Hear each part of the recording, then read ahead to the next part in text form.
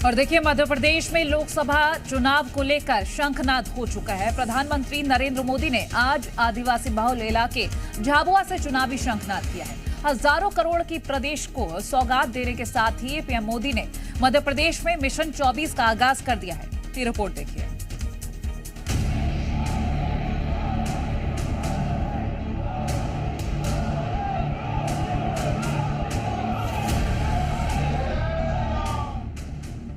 आगामी लोकसभा चुनाव के अभियान का पीएम नरेंद्र मोदी ने आज झाबुआ से शंखनाद कर दिया है, जहां हजारों करोड़ की सौगात देने के साथ ही प्रधानमंत्री ने 2024 लोकसभा में अब की बार 400 पार का नारा देते हुए मिशन 2024 की शुरुआत कर दी है।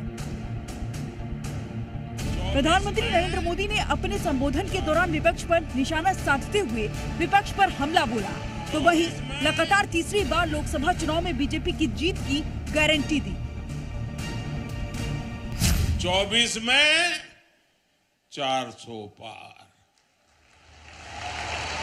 24 में फिर एक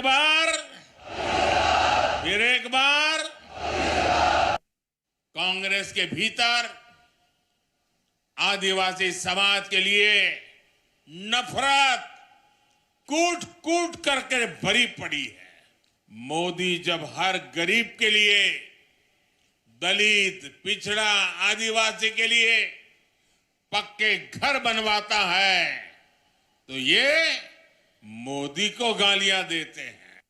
23 में कांग्रेस की छुट्टी हुई थी विधानसभा चुनाव में, 24 में पूरा सफाया होना तय है। साथियों, कुछ दिन पहले जब विपक्ष में से आवाज आई 400 पार, तो फिर मैंने कहा देखो भाई, एनडीए की 400 पार की बात तो मैं भी सुन रहा हूं, लेकिन मैं ये भी सुन रहा हूं कि अकेला बीजेपी, अकेला कमल का निशान 370 पार करेगा। इतने वर्षों से आदिवासी परिवारों में सिकल सेल एनीमिया हर वर्ष सैकड़ों लोगों की जान ले रही थी। कांग्रेस ने इतने वर्ष सरकार चलाई, जनजातीय युवाओं की, बच्चों की चिंता नहीं की।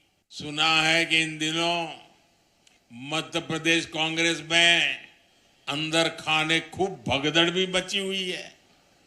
जनता की उपेक्षा करने वालों का यही हश्र होता है। विकास के इतने सारे काम ये बता रहे हैं, मध्य प्रदेश में फिर से एक बार बनाई हुई ये डबल इंजन की सरकार डबल तेजी से काम कर रही है। मैं बताना चाहता हूं कि मोदी लोकसभा चुनाव के प्रचार के लिए नहीं आया है। मोदी तो सेवक के तौर पर ईश्वर रूपी एमपी की जनता जनार्दन का आभार मानने आया है।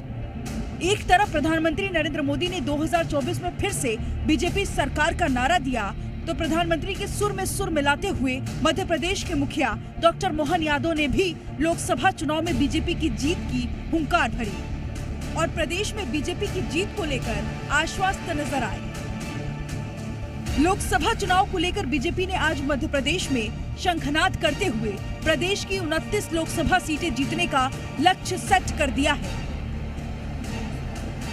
पिछले 2 सालों से आदिवासियों को साध रही बीजेपी लोकसभा चुनाव का शंखनाद झाबुआ से करके अपने 400 पार के नारे को और मजबूत कर रही है। ब्यूरो रिपोर्ट, जी मीडिया।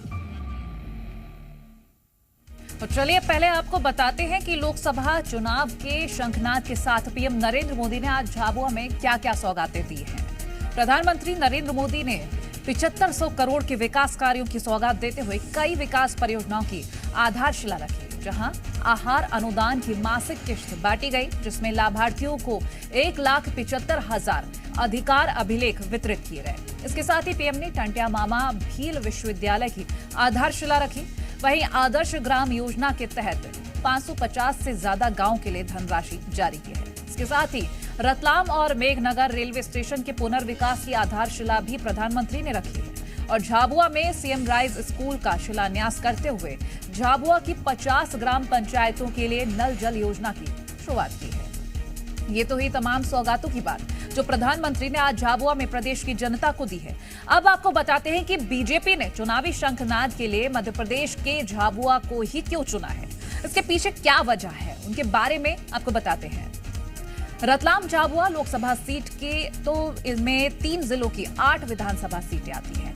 विधानसभा चुनाव के नतीजों पर गौर करें तो 8 विधानसभा सीटों में 4 सीटों पर बीजेपी का कब्जा है। 3 सीटें जोबट, झाबुआ, थांदला कांग्रेस ने जीती हैं और विधानसभा में बीजेपी कांग्रेस को मिले वोट को जोड़ लिया जाए तो बीजेपी इस लोकसभा सीट पर सिर्फ 23,595 वोट ही लीड ले पाई है।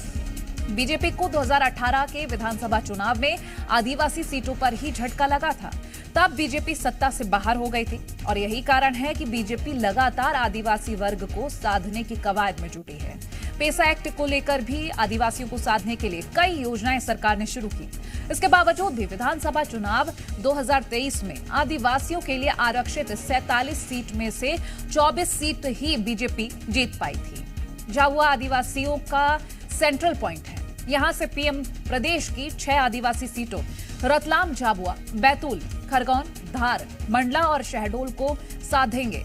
तो वहीं गुजरात की पंचमहल, छोटा उदयपुर, दाहोद और राजस्थान की बांसवाड़ा लोकसभा पर भी पीएम के सभा का काफी असर पड़ेगा।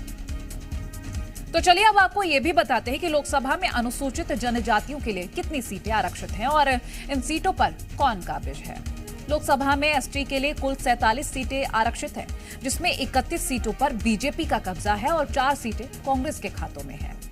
लोकसभा चुनाव में आदिवासी वोटर्स मध्य प्रदेश में अहम भूमिका में नजर आएंगे।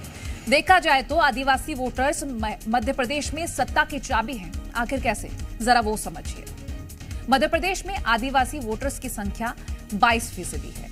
6 लोकसभा सीटें भी आदिवासियों के लिए रिजर्व हैं, जिसमें से सभी आदिवासी सीटों पर बीजेपी का कब्जा है। विधानसभा में भी करीब 78 सीटों पर आदिवासियों का असर साफ तौर पर देखा जा सकता है, जहां आदिवासी सत्ता बनाने और बिगाड़ने का दम रखते हैं। अब आपको बताते हैं कि आदिवासियों के लिए रिजर्व 6 लोकसभा सीटें कौन कौन सी हैं। बैतूल, धार, खरगोन, मंडला, रतलाम और शहडोल, ये वो 6 सीटें हैं जहां बीजेपी का कब्जा है। पीएम मोदी कल झाबुआ दौरे पर जिस तरह से नजर आएंगे, इसी दौरान पीएम मोदी मध्य प्रदेश में जनजातीय बहुल रतलाम झाबुआ सीट से लोकसभा चुनाव का बिगुल फूंक चुके हैं। तो देखिए, ये तमाम सीटें जो हैं हमने आपको बताई और बड़ा स्कोर बनाने के नजरिए से पीएम मोदी की रैली काफी अहम है। चलिए आपको बताते हैं कि लोकसभा चुनावों में रतलाम का वोटिंग इतिहास क्या रहा है। 2009 के लोकसभा चुनाव में रतलाम में बीजेपी को 48.4% वोट मिले हैं, तो वहीं कांग्रेस को 39.4% वोट मिले हैं। 2014 के लोकसभा चुनाव में रतलाम में बीजेपी को 50.4% वोट मिले हैं, तो वहीं कांग्रेस को 40.4% वोट मिले हैं।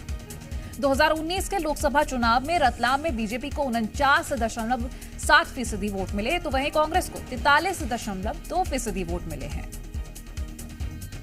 तो देखिए, ये हम आपको एक रिकॉर्ड बता रहे हैं कि आदिवासी सीटों को लेकर क्या कुछ रहा है। 2019 का ये रिकॉर्ड है कि कितना क्या असर रहा है